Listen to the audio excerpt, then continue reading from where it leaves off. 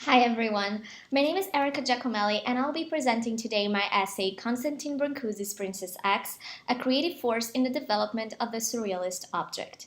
Before I dive into the explanation of the essay, I would like to explain how I came to be interested in this sculpture and in the infinite possibilities that it brings to the study of the surrealist object, even if it's not from a surrealist artist per se.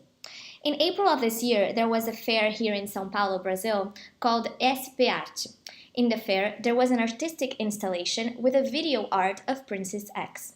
Since seeing the video, I was completely curious in the story of the piece and how it could relate to Dada and Surrealist art narrative. When I was watching the movie, all I could think was, I'm sure there's more to Brancusi's work. I think I can relate this sculpture to the tradition of the ready-made with the surrealist object. And that's what this essay is all about, to establish this great sculpture of Brancusi in the center of the development of the ready-made to the surrealist object. So now to the essay. Following the problematic of the origins of the surrealist object and of the exploration of the uncanny and of the sexuality in surrealist works, this paper aims to identify Constantin Brancusi's Princess X that was completed between 1915 and 1916 as a sculpture that was first organized, informed, and influenced the Surrealist movement and the Surrealist concerns. By analyzing Princess X's psychoanalytical motives, it is possible to take the discussion of the sculpture into a more Freudian perspective. In this sense, Princess X is not only a sculpture that simplifies its forms, it organizes the uncanny notion, as well as the Surrealist object sculpture, and is also a Freudian complex symbol. The purpose of this essay is to establish Brancusi's sculpture as one of the most important artworks of the 20th century, one that has symbolized the origin of the simplification of forms, specifically of abstraction, of uncanniness, of sexual exploration, and of Freudian deepened ideology translated into a single sculpture. We can find a connection between Dada, Cubism, Surrealism, and Brancusi, creating a timeline that could identify the development of both the Surrealist and Freudian object. One can see the role that Brancusi's Princess X had in the shaping, molding, and influencing of other artists in the Surrealist movement. At first glance, the Princess X bronze sculpture looks like a chromed metallic phallus. In reality, the sculpture is the portrait of Marie Bonaparte, a great-granddaughter of Napoleon, and a very forward-thinking woman. During the sitting sessions, Bonaparte spent hours talking and looking herself in a small mirror, which Brancusi later acknowledged was annoying. All vanity aside, Bonaparte was in truth a radical iconoclast. Bonaparte argued that the closer the clitoris is to the area of penetration in the vagina, the greater the possibility of facilitating orgasm because of the friction during vaginal penetration.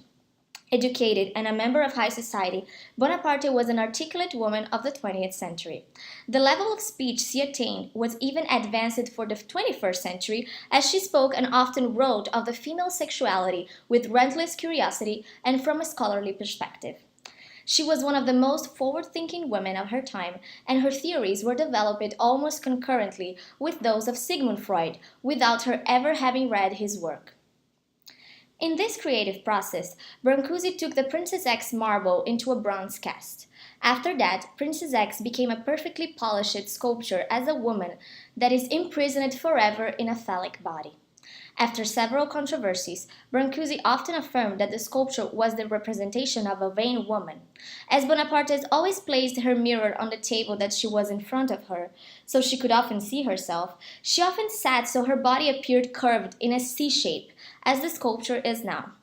Therefore, Princess X is not a phallic construction at all, but a rendition of a woman gazing down, as if looking into an object. In this sense, Brancusi traps Princess Marie Bonaparte in an eternal loop, one in which she appears eternally looking at herself in the reflective surface of the bronze. However, without being aware of this context, the viewers of Princess X may perceive this object as an erect penis. Bonaparte remained impotent in the face of her own sexuality throughout her life, and Princess X, in a way, is also remained impotent, like so many works of art. The motives and reasons of Brancusi and of the comprehension of how this sculpture changed the world of sculpture and of art remains dormant until this day. With Princess X, Brancusi inaugurated a new kind of representation. When the artist affirmed that what is real is not the external form, but the essence of things, it is impossible for anyone to express anything essentially real by imitating its exterior surface. In the case of Princess X, Brancusi saw not only a princess concerned with vanity, he saw all that was hidden beneath her superficial exterior. He saw vanity, sexuality, fear of rejection, lack of pleasure. He identified her through identity and created a sculptural object that mimicked the inner depths of her princess ID. Brancusi saw her repressed and suppressed emotions regarding her formative years on the phallic stage. Her obsession with the clitoris of women, in a psychoanalytical perspective, is an obsession with the phallus. It is then not a coincidence that the artistic translation of Bonaparte became an extremely erotic and denotative one of the penis. Besides the psychoanalytical load of Princess X, the sculpture is also representative of the transformative process that sculpture in general was suffering in the 20th century. A new paradigm was being created in the studios of artists. Sculpture was becoming object, and object was becoming sculpture. The transitional characteristic of this concern was the origin of the surrealist preoccupation of the surrealist object. The research carried out by Brancusi tends to see the artistic pieces as three-dimensional expressions rather than properly sculptures. The non-commitment to figuration and the representation and abolition of the pedestal indicate this distance from the notion of traditional sculpture and a tendency to bring the art object closer to the objects of everyday use, treating both as three-dimensional simplistic presences in space. The relation with space is an important mark of the passage from the language of the sculpture to the scope of the modern art. They are very simple pieces that suggest the viewer to look the space around them, or to spaces that are between the leaked elements of its construction. In the scope of the organic sculptural form, Brancusi inaugurates this concern in relation to object and space, especially when he begins to photograph his works together, relating them to the studio and to all kinds of influences that space can exert on his pieces. In Princess X, the simplicity of the forms and the search for abstraction arrives at a conceptual shape and form that resembles a phallus. The phallus, as the notative and connotative symbol, can be related to both uncanny and sexuality theories of Sigmund Freud. As Freud identifies dismembered limbs as being uncanny, Princess X, with its apparent phallus shape, becomes part of the realm of the uncanny objects. The representation of Madame Bonaparte is familiar, as it evokes a penis, but is also uncanny, unheimlich, when it is provided with a different context, when Brancusi affirms that it is actually the representation of a vain woman, and when it is given all the shine and brick proportions of a bronze sculpture. In this sense, Princess X becomes a Freudian object that became a catalyst of change in the development of the object sculpture in modernism. It is the uncanny representation of a sexual organ that evokes the complex sexuality problematic of Madame X, while identifying in the body and purpose of the piece a lack of proper sexual development in the phallic stage of Bonaparte herself. The new configuration of sculpture and object sculptures that he created were directly derivative of his Romanian and artisan heritage and of the avant-garde artistic practices of the beginning of the century. By uniting the object sculpture, Dadaist aesthetic idea, with the Cubist assemblage, and by refusing to portray the world as he saw, but as the essence of things really were, Brancusi filled a great role in the history of art. Brancusi dissolved the barrier between life objects and art by being the connective bridge between the object sculpture and the surrealist object, by also uniting the Cubist technique of assemblage. This bridge can be easily identified when Brancusi mutated the common Romanian objects he made into pedestals and sculptures. Brancusi was a practitioner of the Dada aesthetic of the ready-made when he selected life objects and elevated them into art objects. He was a practitioner of Cubism when he assembled pieces and items that he created inspired by his Romanian heritage, creating innumerable possible combinations of sculptures and pedestals.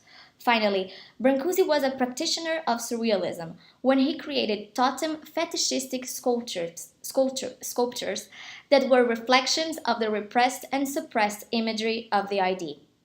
In this perspective, Brancusi joined the effort of other members of the avant-garde who were, according to Ballas, ripping down groupings and categories between arts, removing the myth around the artist's role as well as the aesthetic objects. When we consider that after 1912 and 1914, the use of an object or part of an object as an element of sculpture became one of the most important aspects of modern art, Brancusi should be then regarded as a pioneer, especially because after 1915 he started to play with a conceptual, simulated assemblage process in his studio and his artworks. In Princess X, it's possible to perceive how Brancusi employed technique of assemblage.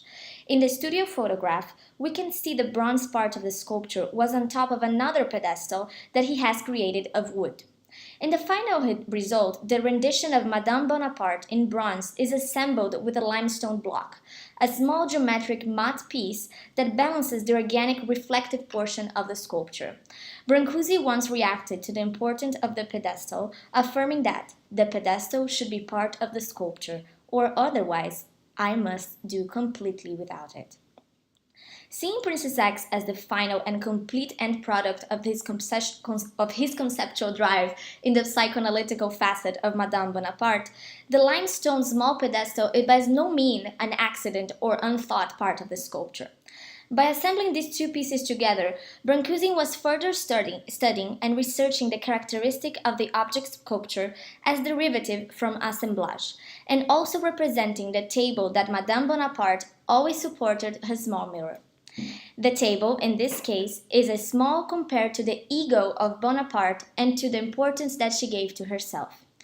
Brancusi's choice of assemblage in Princess X not only contributes to the modern construction of the object sculpture that comes from Dadaism, but it's also an important testament piece of the transformation of the Cubist assemblage technique that would be of great importance to the Surrealist object concern.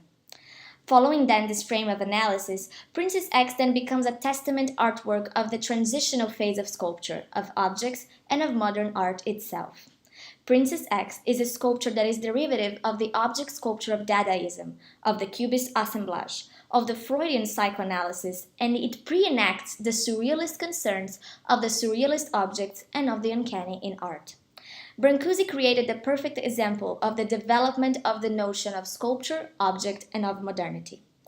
The Surrealist object was created through the development of Dada and Cubist practices, in conjunction with the Freudian theories of the uncanny and of the fetishistic object.